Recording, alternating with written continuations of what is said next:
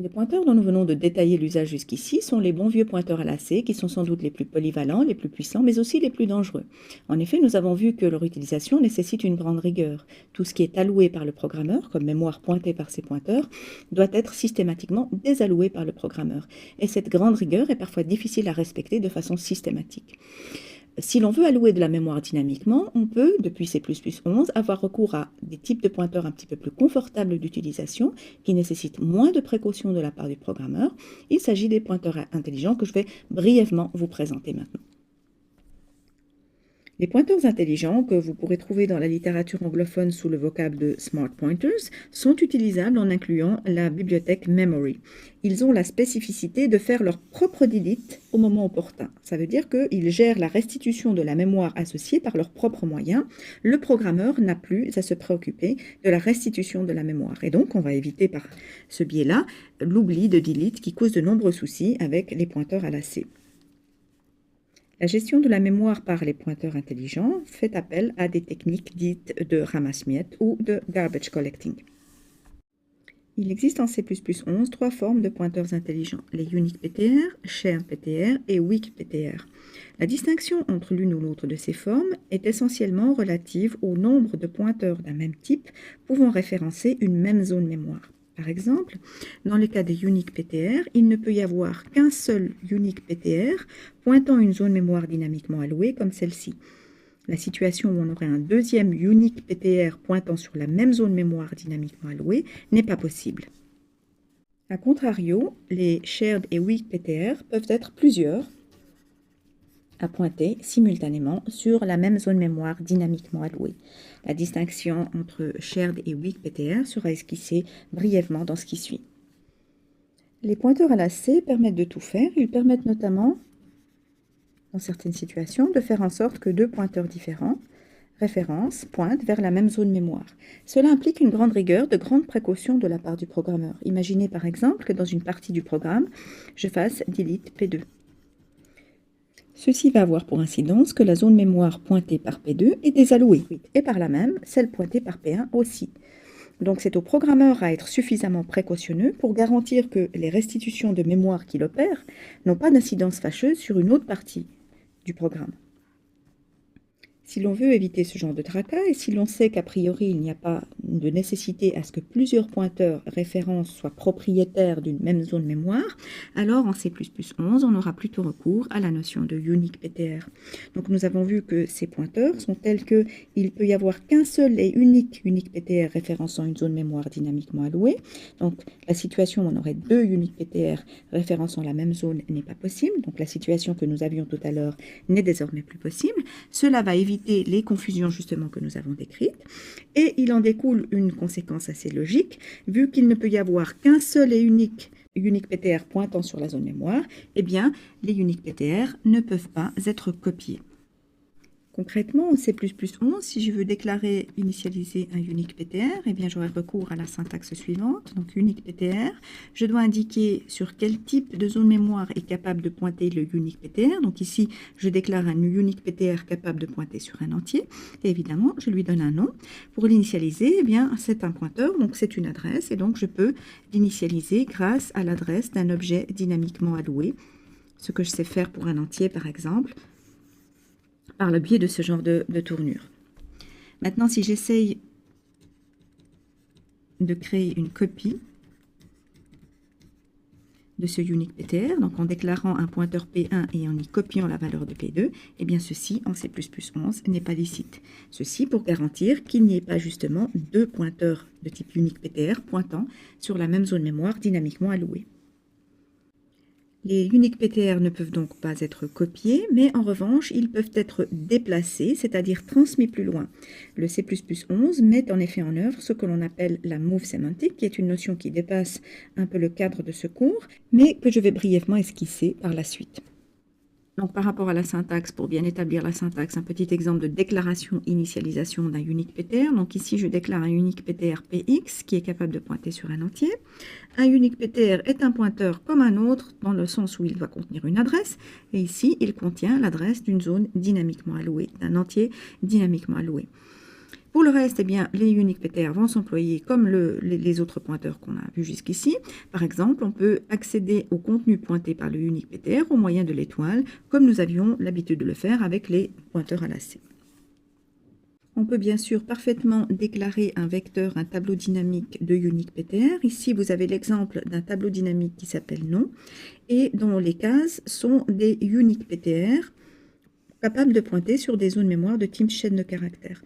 Au moment de l'initialisation de ce vecteur, nous avons recours à de l'allocation dynamique pour aboutir à la situation suivante. Donc notre tableau nom contient 2 cases, 2 cellules, dont chacune contient l'adresse d'un objet dynamiquement alloué. Donc, la première case contient l'adresse d'une zone dynamiquement allouée contenant la chaîne de caractères Pierre. Et la deuxième case du tableau contient l'adresse d'une zone dynamiquement allouée contenant la chaîne de caractères Paul. Donc ici, chaque case du tableau va pointer de façon unique vers une chaîne de caractères grâce à la notion de unique PTR. Dernier exemple pour illustrer notamment la notion de déplacement par rapport à celui de copie. Donc ici, on imagine que dans un programme, on dispose d'un type personne, qui est par exemple une structure représentant la notion de personne et dont l'un des champs serait par exemple le nom de la personne, de type chaîne de caractères. Donc on veut, au travers de la fonction naissance, créer un nouvel objet de type personne et retourner l'adresse de cet objet stocké dans un unique PTR. Donc la ligne de code qui est en charge de créer ce nouvel objet est la suivante, et la création de l'objet se fait par une allocation dynamique. On crée dynamiquement un objet de type personne. L'adresse de cet objet est stockée dans la variable bb, qui est de type unique PTR sur une personne. Donc on imagine ici que par la suite, on fasse les initialisations nécessaires sur la variable bb, notamment en mettant le nom de la structure de données avec le nom transmis à la fonction, et puis on transmet au monde extérieur l'adresse de l'objet en question que nous venons de créer. Donc nous nous trouvons dans cette situation. Au final, nous avons une variable bb qui contient l'adresse d'un objet dynamiquement alloué qui serait de type personne. Donc ici, le type stocké est de type personne. Plaçons-nous maintenant dans le contexte de l'utilisation de la fonction naissance. Donc ici, je déclare une variable adresse kidam qui est de type unique PTR sur personne et je l'initialise au moyen du unique PTR retourné par l'appel à la fonction naissance. Donc on pourrait imaginer ici que l'on soit dans cette situation, donc la variable bb contient l'adresse d'une personne, de la personne dont le nom est Pierre, et ici on pourrait imaginer que en réalité ce qu'on a fait ici c'est une copie de la valeur de bb dans une autre variable de type unique PTR qui s'appellerait adresse kidam. Donc ceci peut être parfaitement pris pour une copie. En réalité, ce qui se passe, c'est un déplacement, c'est-à-dire que ici, la valeur qui était dans bb est déplacée vers la nouvelle variable adresse kidam. Et donc, la variable bb n'est plus utilisable en soi telle qu'elle est, ce qui veut dire que l'on n'a toujours qu'un seul objet pointant vers l'objet personne, et donc on n'a pas cassé le fait qu'un unique PTR pointe vers un objet unique. Donc ici, on a implicitement utilisé ce qu'on appelle en C++11 la move sémantique. Ce qui se passe dans ce contexte précis n'est pas une copie, mais c'est un déplacement.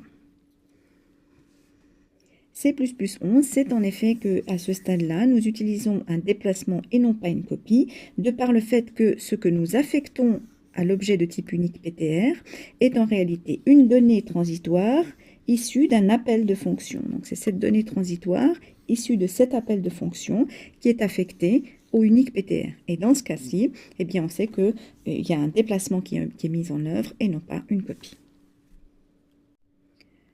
Donc, les uniques PTR sont des pointeurs intelligents, ce qui veut dire que la mémoire qui est associée est restituée automatiquement, on n'a pas besoin de s'en préoccuper. Si par contre on voulait libérer cette mémoire de façon explicite, c'est aussi possible de le faire, et donc de faire le delete nous-mêmes. Et donc à ce moment-là, on utilise une fonctionnalité spécifique à ces pointeurs, la fonctionnalité reset. Et donc à ce moment-là, nous faisons l'appel ptr.reset qui aura pour conséquence de libérer la mémoire associée à ce pointeur et d'affecter la valeur nulle PTR au pointeur intelligent PTR. Les uniques PTR sont très sécurisés. Nous venons de voir qu'ils garantissent que chaque pointeur pointe de façon unique sur une zone mémoire, et donc ça implique une utilisation très sûre, et donc leur usage est recommandé dans toutes les situations où on peut le faire.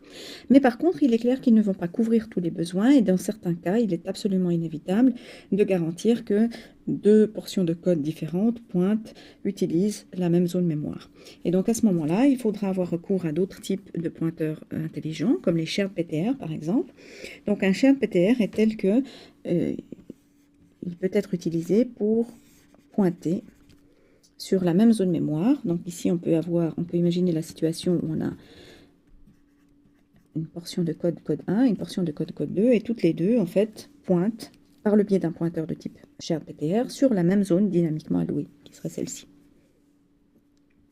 Techniquement, pour qu'il puisse y avoir restitution automatique d'une zone mémoire référencée par des shared PTR, il faut donc qu'il y ait une comptabilité des différentes zones, portions de code qui référencent cet emplacement mémoire. Donc on ne peut désallouer automatiquement cet emplacement que lorsque plus personne ne l'utilise. Et il peut y avoir des situations de dépendance cyclique qui fait que l'on n'arrive plus à restituer proprement la mémoire en utilisant des shared PTR. À ce moment-là, en combinaison, il va falloir utiliser des weak PTR qui vont permettre de casser les cycles éventuellement induits par des shared PTR.